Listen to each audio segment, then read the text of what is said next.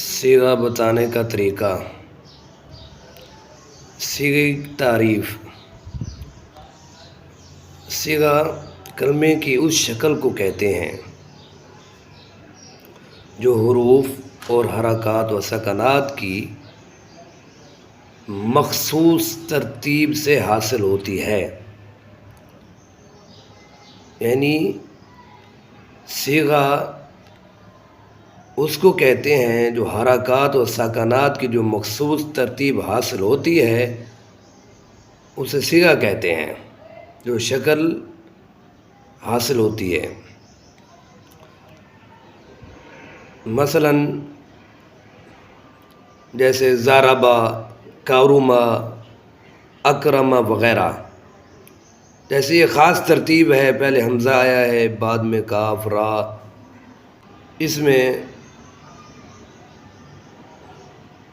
سب سے پہلے یہ دیکھنا ہوتا ہے کہ جو صیغہ آیا ہے ان تین قسموں میں سے کیا ہے، مصدر میں سے ہے، جامد میں سے ہے، مشتق میں سے ہے۔ جب وہ مصدر ہوگا ہمیں یہ پتہ ہونا چاہیے کہ مصدر میں کون کون سی چیز بتانی ہے، کیا کیا چیزیں آتی ہیں۔ اور جیسے مصدر ہے یہاں پہلا، اس میں تین چیزیں بیان کی جاتی ہیں۔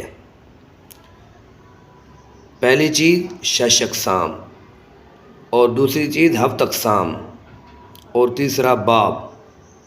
جیسے آپ دیکھیں ضربن، یہ مصدر ہے، یہ باب ہے، اور یہ ثلاثی مجرد ہے، یعنی 6 اقسام میں سے ثلاثی مجرد ہے۔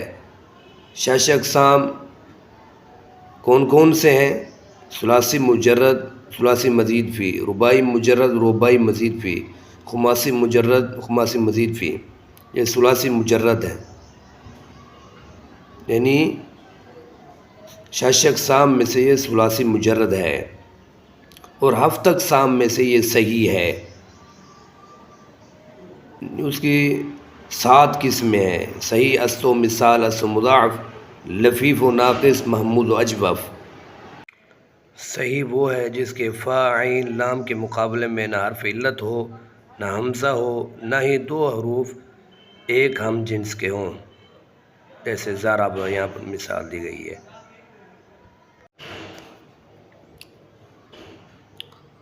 جیسے ضربہ یضرب۔ اگر آپ کو باب کا پتہ نہیں چل رہا تو آپ لغت کا استعمال کریں، خاص طور پر ثلاثی مجرد کے ابواب۔ دوسرا مشتق تھا، اس میں 5 چیزیں بتائی جاتی ہیں۔ پہلے نمبر پر صیغہ، بعض، 6 اقسام، 7 اقسام۔